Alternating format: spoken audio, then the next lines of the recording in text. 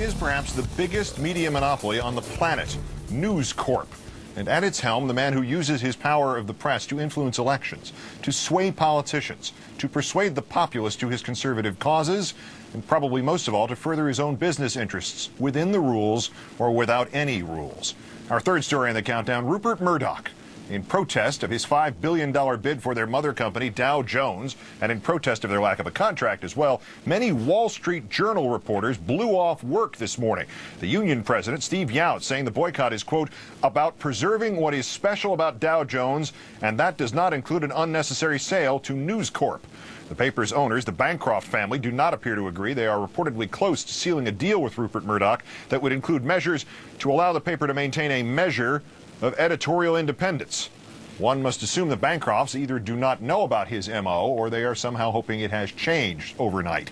If the former, perhaps this might help. Part one of our study of Rupert Murdoch. Oh, you know, this is my chance to say my last word after all. In 1994, in what was to be his final interview, playwright and former British newspaper journalist Dennis Potter revealed that he had named the cancer that he already knew would kill him within months, Rupert. That man, Murdoch, is the one who, if I had the time, in fact, I've got too much writing to do and I haven't got the energy, but I would shoot the bugger if I could. There is no one person more responsible for the pollution of what was already a fairly polluted press. Rupert Murdoch's latest plan to add the Wall Street Journal to the hundreds of newspapers and TV stations he already owns in this country, reminding those who had forgotten just why the late Mr. Potter was not alone in so loathing Murdoch's impact.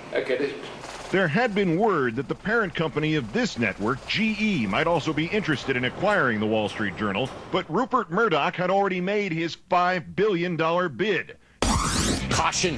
Then, at the same time as that business battle was going on, Bill O and his friends at Fox Noise stepped up their libeling of NBC News as left-wing and liberally biased. As part of their business plan to woo left-wing viewers, NBC News consistently attacks Fox News, as you know. And the New York Post, also owned by Murdoch, jumped in too, using the business section of the paper this morning to attack Mark Whitaker, the new senior vice president of NBC News, quoting so-called sources without ever actually naming any of them.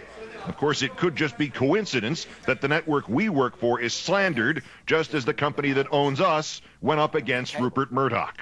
But then, using his media to achieve his agenda is such classic Murdoch behavior, not just across this nation, but the world, that the suspicion might be forgiven.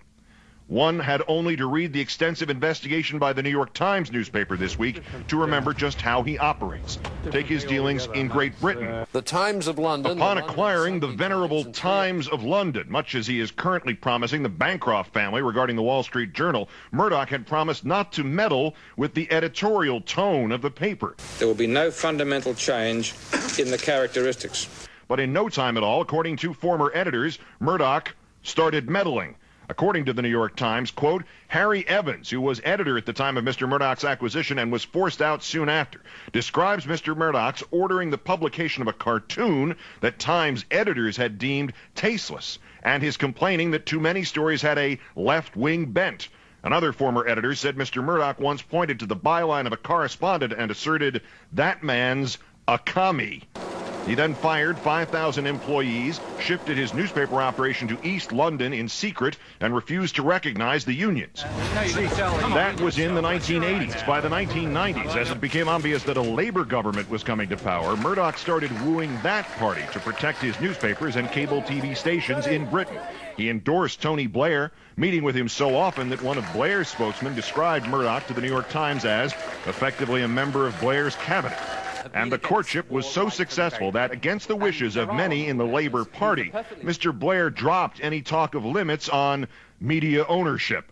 The Times reporting that Blair's attitude was quite clear. Andrew Neil, the editor of the Sunday Times under Mr. Murdoch in London from 1983 to 1994, said in an interview, if the Murdoch press gave the Blair government a fair hearing, it would be left intact.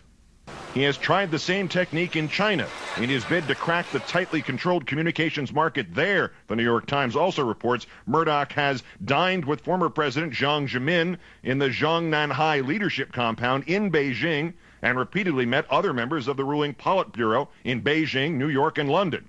He and his minions also reportedly toe the Chinese government line, insulting the Dalai Lama and the persecuted Falun Gong sect.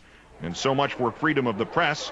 According to the New York Times, Mr. Murdoch cooperates closely with China's censors and state broadcasters, several people who worked for him in China say.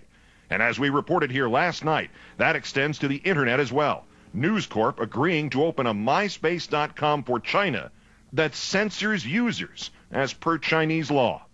Ironic, considering that over here it is both the power and the freedom of the media that has allowed Mr. Murdoch to systematically both intimidate and influence American politics to suit his own business interests. We'll take a look at just how he has done that over here and who he has intimidated and influenced to get his way in part 2 of our study of Keith Rupert Murdoch. It's right here tomorrow night on Countdown.